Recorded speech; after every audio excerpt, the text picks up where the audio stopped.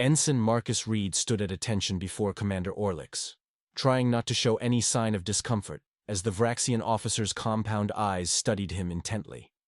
The immense training facility of the Galactic Confederation stretched around them, a marvel of engineering designed to accommodate dozens of species with wildly different physiological needs. "So you're the new human delegate."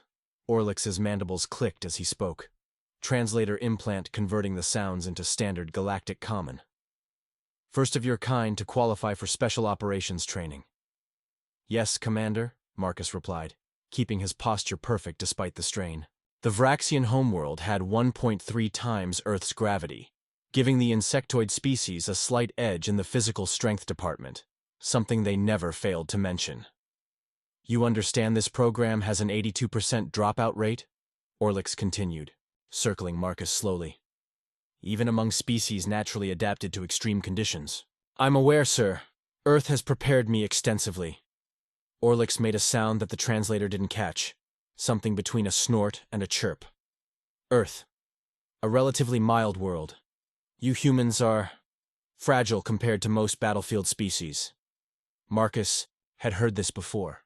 Humans were considered oddities in the Confederation, a species from a medium-gravity world with relatively weak exoskeletons, none, actually, and limited natural defenses, yet somehow persistent enough to have earned their place at the galactic table. "The physical assessment begins tomorrow," Orlix announced.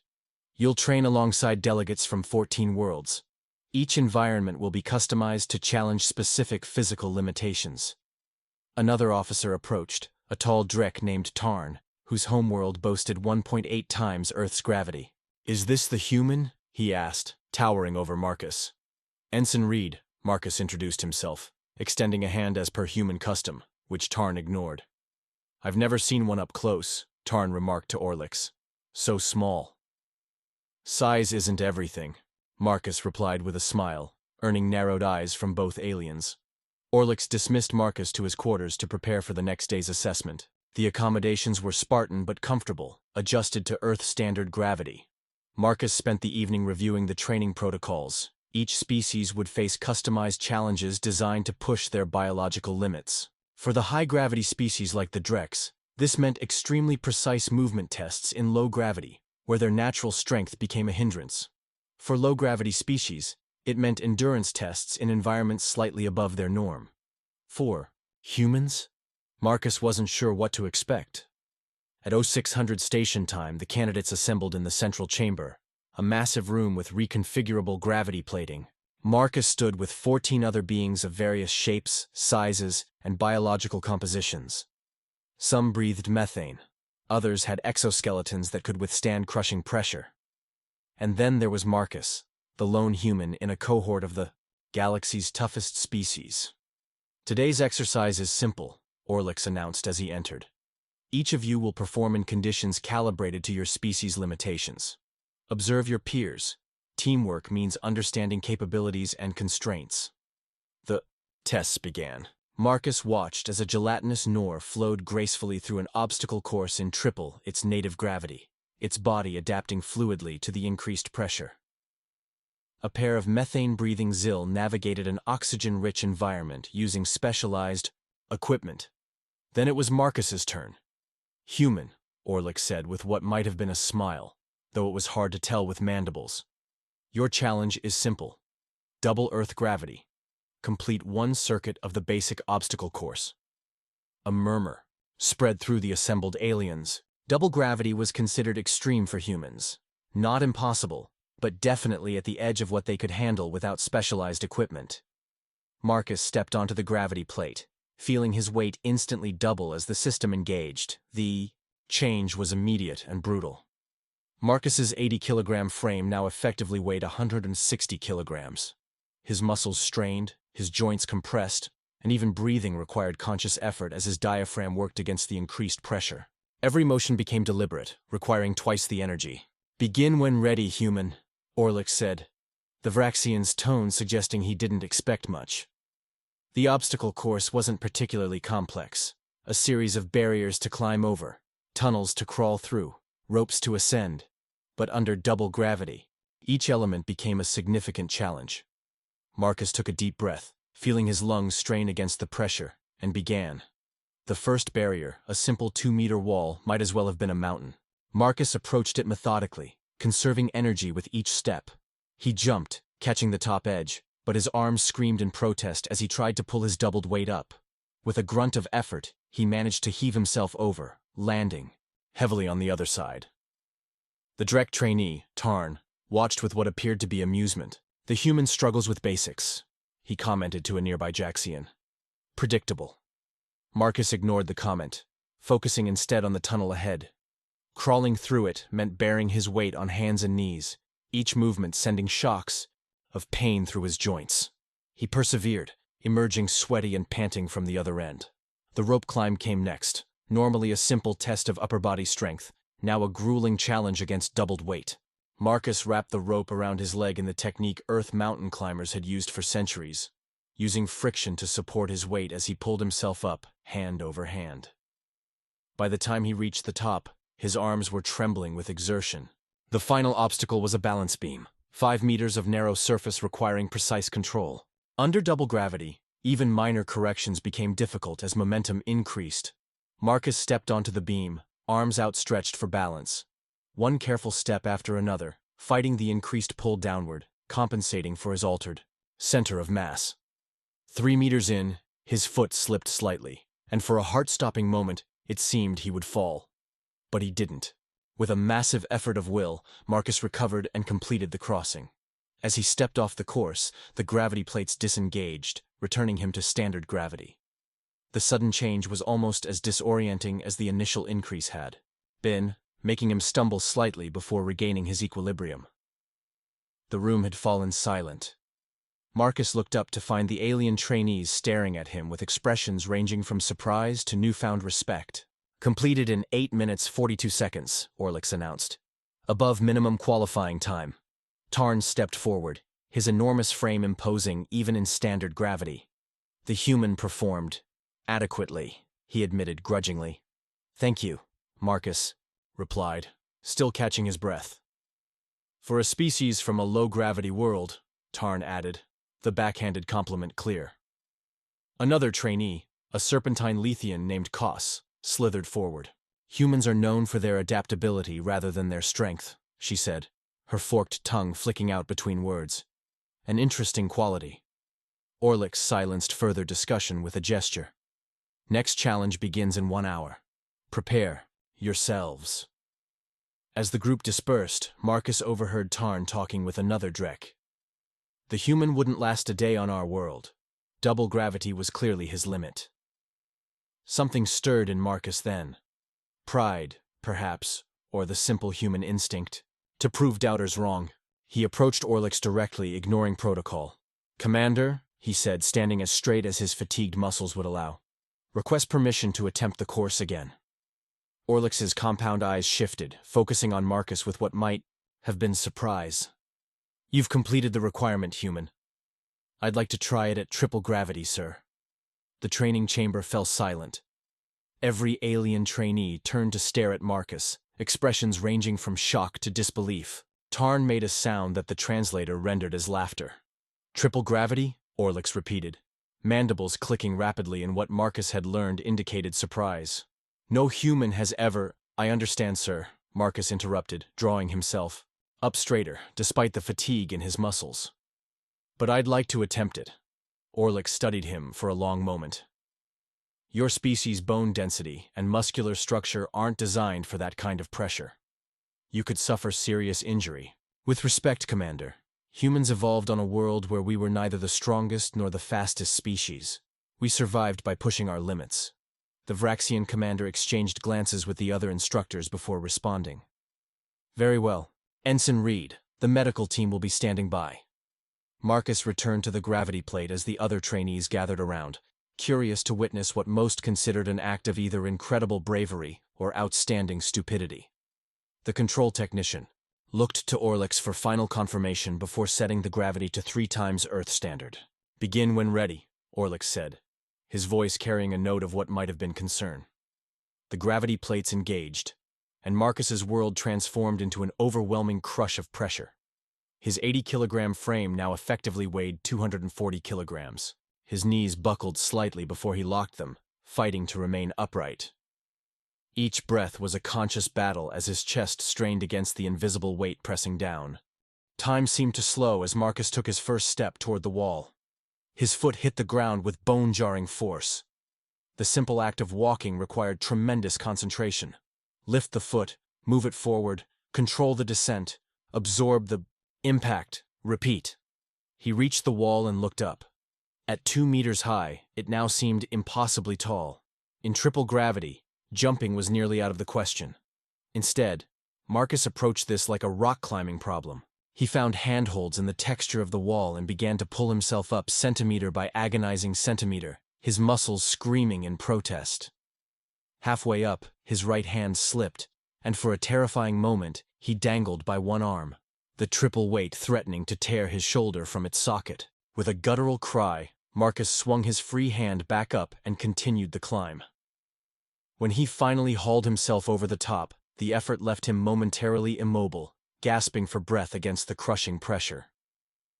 The drop to the other side would be dangerous. In triple gravity, the impact could fracture bones. Marcus carefully lowered himself down, hanging from his fingertips before dropping the final distance. The impact sent shockwaves through his legs, but he managed to roll, distributing the force as he'd been taught in Earth Special Forces training. The tunnel loomed ahead. Marcus dropped to all fours, the position itself a challenge as his arms threatened to buckle under the weight of his upper body. Each forward movement was an exercise in pain management as he crawled through, sweat pouring down his face, vision narrowing to a tunnel of determination. When he emerged, the rope climb awaited, a challenge that had been difficult in double gravity, and now seemed nearly impossible. Marcus studied it, knowing that his arms alone couldn't possibly lift his tripled weight. Innovation had always been humanity's strength. Instead of attempting to climb directly, Marcus wrapped the rope around his waist and one leg, creating a friction system that would support some of his weight. Using this technique, he began the agonizing ascent, pulling with his arms while walking his feet up the rope in tiny increments. Every meter gained was a victory against impossibility. The bull, watching aliens, had fallen completely silent, many recording the attempt. Even Tarn watched with undisguised amazement as the human, supposedly from a weak species, battled conditions that would challenge even a Drek. 3/4 of the way up the rope, disaster struck. Marcus's right forearm cramped violently, the muscle seizing into a rigid knot. In standard gravity, this would be painful but manageable. In triple gravity, while suspended on a rope, it was potentially catastrophic. Marcus's grip faltered, and he began to slide downward, the rope burning against his skin. The watching trainees tensed, several moving forward instinctively to assist, but Orlix held up a hand, stopping them. This was Marcus's challenge to complete or fail.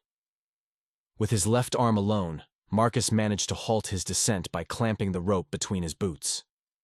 Hanging there, he forced himself to breathe deeply despite the crushing pressure on his lungs. He squeezed his cramping forearm with his left hand, massaging the knotted muscle, willing it to release. After what seemed an eternity, the cramp eased enough for him to continue. The final meters of the climb were an exercise in pure will as Marcus hauled himself upward through what felt like liquid lead. When he finally reached the top, several of the alien trainees made sounds that the translator rendered as exclamations of approval. Only the balance beam remained. 5 meters of narrow surface that had been challenging in double gravity, and now seemed impossibly treacherous. A fall from the beam in triple gravity could easily result in broken bones or worse. Marcus stood at the beginning of the beam, swaying slightly as his fatigued muscles struggled to maintain his balance against the crushing pull downward. He placed one foot on the beam, testing it. The pressure made his ankle strain immediately. "Enough," called Orlix. "You've made your point, human. No need to risk injury." But Marcus was already taking his first step onto the beam. This wasn't just about completing a training exercise anymore. It was about showing what humans could do, not just to these aliens, but to himself. Each step was an exercise in minute control. Muscles trembling, joints compressed, tendons stretched to their limits. Marcus moved with agonizing slowness, each foot placement deliberate and precise. Halfway across, A wave of dizziness washed over him, as his heart strained to pump blood against the increased gravity. His vision swam, darkening at the edges. Marcus stopped, focusing on his breathing. In through the nose, out through the mouth. The darkness receded slightly. One more step, then another. The end of the beam was just 2 meters away now, a misstep. His foot landed slightly off-center, and for a moment, Marcus tottered on the edge of disaster. In triple gravity, his reflexes were sluggish, his ability to correct impaired by the crushing weight. He began to fall. What happened next would later be discussed extensively in the training facility. Marcus didn't fight the fall. Instead, he controlled it. As he tipped sideways, he bent his knees and launched himself forward in what became less of a fall and more of a desperate dive toward the end of the course. He hit the padded floor with bone-jarring force, rolling to disperse the impact, and came to rest directly at the finish line. For a moment, he lay motionless, every fiber of his being screaming in protest against what he'd just subjected it to. Then, with excruciating effort, Marcus pushed himself to his hands and knees. The room spun around him, his arms shaking violently as they fought to support even a fraction of his tripled weight. With one final surge of determination, he rose to his feet, standing unsteadily but definitely upright as he crossed the finish line. Orlix immediately signaled, and the gravity plates powered down. The sudden return to normal gravity was almost as jarring as the initial increase had been, making Marcus stumble forward into the waiting arms of the medical team. 17 minutes, 23 seconds, announced Orlix, his voice carrying a note of what might have been respect. Course completed. The medical bay of the training facility hummed with activity as physicians of various species examined Marcus. A Tellurian doctor with 6 arms simultaneously monitored his vitals, administered anti-inflammatory compounds, and scanned his skeletal structure for fractures. Remarkable, the doctor commented, compound eyes blinking in sequence. Minor muscle, tears, elevated cardiac stress markers, temporary compression of intervertebral discs, but no lasting damage. Marcus lay on the examination table, too exhausted to respond. His entire body felt like one massive bruise, each heartbeat sending pulses of dull pain through his abused muscles. The doctor had assured him that the cellular regeneration therapy would accelerate his recovery, but for now, even breathing was uncomfortable. The door slid open, and Commander Orlix entered, followed by several of the alien trainees, including Tarn and Koss. Marcus attempted to sit up at attention, but Orlix gestured for him to remain prone. "The medical staff informs me you'll make a full recovery," the Vraxian commander stated. "That was unexpected." "Thank you, sir," Marcus managed, his voice hoarse. Tarn stepped forward, his massive frame looming over the examination table. For a moment, Marcus thought the Drek might mock him for his near failure on the balance beam. Instead, Tarn extended a 4-fingered hand in what he must have learned was a human gesture of respect. "No Drek would attempt triple gravity without extensive preparation," Tarn said as Marcus weakly shook his hand. "Perhaps there is more to humans than I assumed." Koss slithered closer, her serpentine body moving with fluid grace. "The Lethian archives contain stories of human determination, but seeing it displayed is educational." Orlix clicked his mandibles thoughtfully. "The purpose of this program is not merely to test physical limits but to identify adaptability and tactical innovation. Your approach to the rope climb was unorthodox but effective." Marcus nodded, wincing at the movement. Earth history is full of examples of humans compensating for physical limitations through technique and tool use. "This quality may prove valuable," Orlix acknowledged. "Rest now. You're excused from tomorrow's exercises." After they departed, Marcus drifted in and out of consciousness as the regeneration therapy worked on his damaged tissues. His dreams were filled with strange distortions of weight and pressure, his mind processing the extreme experience he'd subjected himself to. He woke to find Captain Alara Drake, Earth's representative to the Confederation Military Command, standing beside his bed. Her expression was a mixture of concern and pride. "Word travels fast around here," she said by way of greeting. "Triple gravity, either incredibly brave or incredibly stupid." "Maybe a bit of both, ma'am," Marcus admitted. Drake shook her head.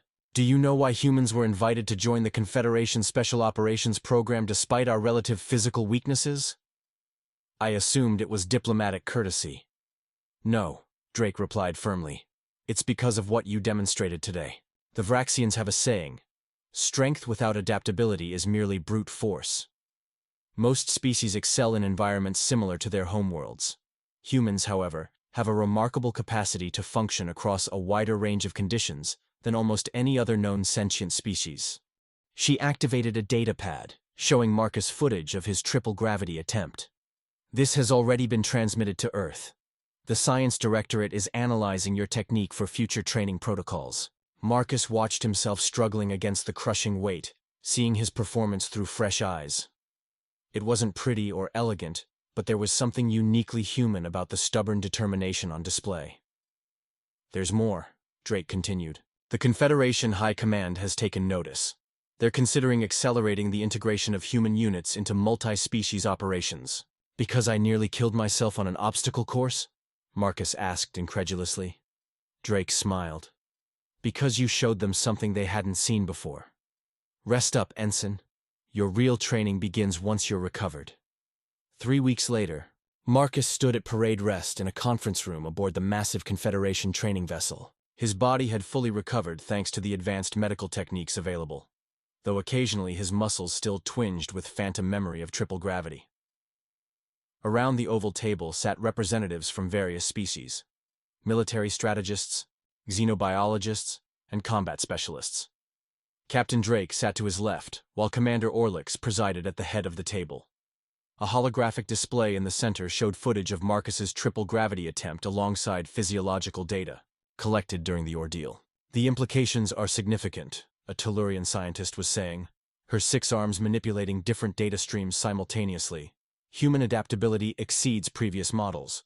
While they lack the natural armor of Vraxians or the raw strength of Drex, their capacity to function effectively across diverse gravitational conditions is unmatched. A Drek military commander named Krav leaned forward, his massive frame making the reinforced chair creak. One human stunt doesn't change the fact that they're fragile compared to battlefield species. With respect, Commander, Drake interjected. Humans have been fragile throughout our evolutionary history. We survived by adaptation, not specialization. Orlix clicked his mandibles for attention. The question before us is simple. What role should humans play in Confederation operations? Marcus remained silent as the discussion continued around him, each species arguing from their own perspective. The Lethians valued human creativity. The Vraxians respected their adaptability, while the Drex remained skeptical of their physical capabilities. Finally, Orlix turned to him. Ensign Reed, you've been quiet. What insights can you offer? All eyes turned to Marcus. He took a moment to gather his thoughts before speaking. On Earth, we have a concept called niche specialization, he began. Different species evolve to excel in specific environmental conditions. Humans never fully specialized. We remained adaptable generalists who could survive in deserts, Arctic regions, high altitudes, and dense jungles. What appears as weakness in one context becomes strength in another. He gestured to the holographic display showing his triple gravity attempt. Yes, I struggled compared to how a Drek would perform, but the fact that I could complete the course at all demonstrates that humans can function in environments far beyond our evolutionary parameters, even if suboptimally. And how does this translate to combat operations? Krav asked, skepticism evident in his tone. Versatility, Marcus replied. Simply, a human squad might not match Drek warriors in raw power or Lethian assassins in stealth, but we can operate reasonably well across a broader spectrum of environments than any single specialized species. We're the multi-tool in the Confederation's arsenal, perhaps not the best at any one function, but capable of performing many. The room fell silent as they considered his words. After a moment, Orlix activated a new holographic display showing a star system Marcus didn't recognize. This is Vega Prime, the commander explained. A contested border system with unusual gravitational anomalies. Confederation forces have struggled to maintain consistent operations there due to the rapidly shifting gravitational fields. Based on what we've observed, humans might be uniquely suited to function in such conditions. Captain Drake looked surprised. You're proposing deploying human units to Vega Prime? That's a critical security zone. As an experimental deployment, Orlix confirmed. A small human contingent embedded with conventional forces to evaluate their performance in variable gravity conditions. The implications weren't lost on Marcus. This wasn't just about training anymore. This was actual deployment to a strategically valuable system. Humans had been seeking greater responsibility within the Confederation military structure for years. And now that opportunity had arrived, partly because he'd been too stubborn to back down from a training exercise. There is another factor to consider, Koss added, her serpentine form coiling thoughtfully. The psychological impact. The triple gravity attempt has already spread throughout the ranks. Other species are reassessing their perceptions of human capabilities. Tarn, who had been quietly observing until now, spoke up. My unit would welcome human operators if they all demonstrate Reed's determination. Physical strength is valuable, but the will to continue when failure seems certain, that quality transcends species. The meeting continued for another hour, as operational details were discussed. When it concluded, Marcus found himself surrounded by alien officers asking questions about human training methods and physiological limits. The atmosphere had shifted dramatically from the dismissive attitude he'd encountered upon arrival. As the room emptied, Orlix approached him. "Walk with me, Ensign," the Vraxian commanded. They moved through the corridors of the massive training vessel, passing training facilities where species from across the galaxy honed their various skills. "You've altered perceptions," Orlix said finally. "Not just about humans, but about how we evaluate capability within the Confederation forces." "That wasn't my intention, sir," Marcus admitted. "I was just responding to a challenge." "Precisely." Orlix stopped at a viewport, gazing out at the stars. "The most valuable lessons often come from unintended actions. The Vega Prime deployment is merely the beginning. If successful, it could lead to a reconsideration of how we structure multi-species combat units throughout Confederation space." 6 months later, Marcus stood on the observation deck of the CSS Intrepid, a Confederation cruiser orbiting Vega Prime. The system's star cast prismatic light through the viewports, illuminating the 24 humans who comprised the first human adaptability unit. Captain Drake had been promoted to Major and now commanded the experimental detachment. She stood beside Marcus, both of them watching the tactical hologram displaying their upcoming mission parameters. "The gravitational anomalies are intensifying," she noted, pointing to fluctuating red zones on the display. "Standard units have been unable to maintain effective control of the ground installation due to the unpredictable shifts." Marcus nodded. The past months had been filled with specialized training. Simulations of rapidly changing gravity fields, techniques for compensating for sudden shifts, equipment modifications to assist in extreme conditions. The human unit had developed protocols that no other species had thought necessary, simply because their homeworlds didn't prepare them for such variability.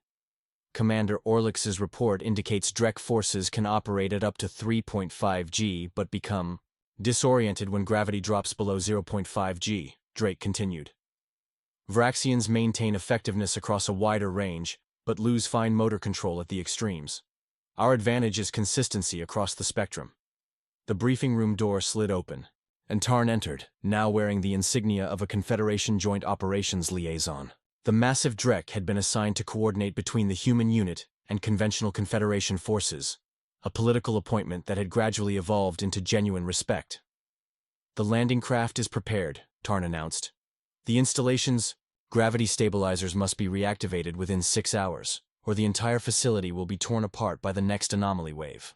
As the human unit made final preparations, Marcus found himself reflecting on how much had changed since that day in the training facility. What had begun as a simple act of human stubbornness, refusing to accept perceived limitations, had evolved into something far more significant. The Confederation was reevaluating its entire approach to multi-species operations based on the principles demonstrated by the human contingent. In the deployment bay, the specialized landing craft waited, modified to compensate for gravitational shifts that would occur during descent. The human unit was equipped with adaptive exoskeletons, not to enhance their strength to match other species, but to help them maintain their natural adaptability across even wider gravitational ranges. Commander Orlix arrived to oversee the mission launch personally. He approached Marcus, mandibles clicking in what the ensign had learned was a gesture of approval.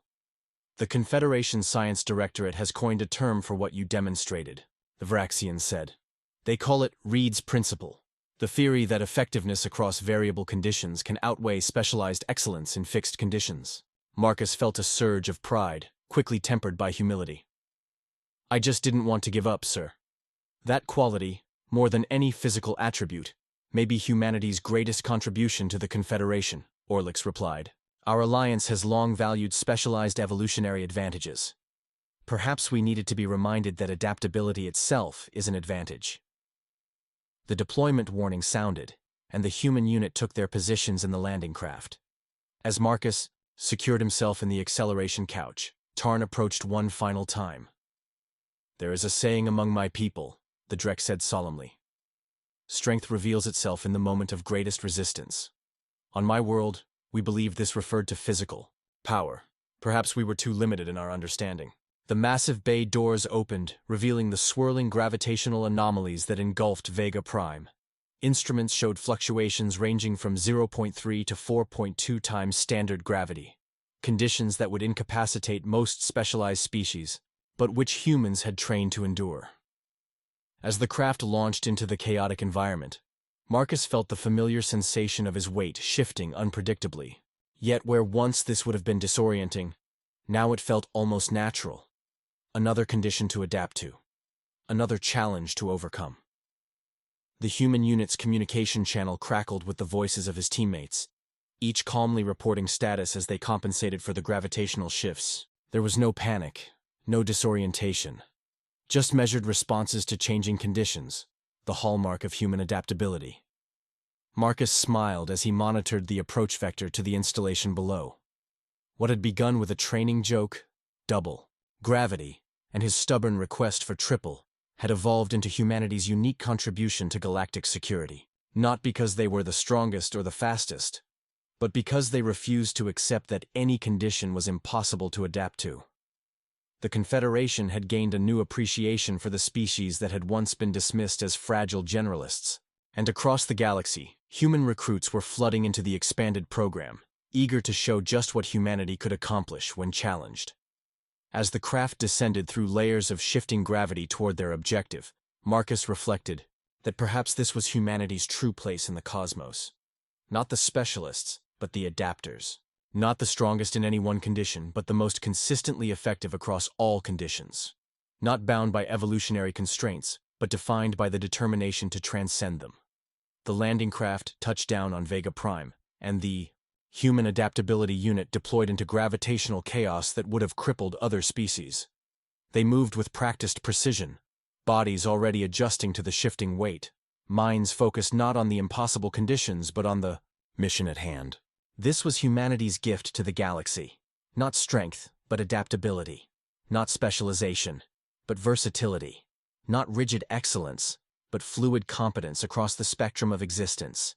And as Marcus led his team toward the installation's core, he knew that no matter what conditions awaited them, humans would find a way to not just survive, but to thrive. After all, if triple gravity couldn't stop them, what could? The end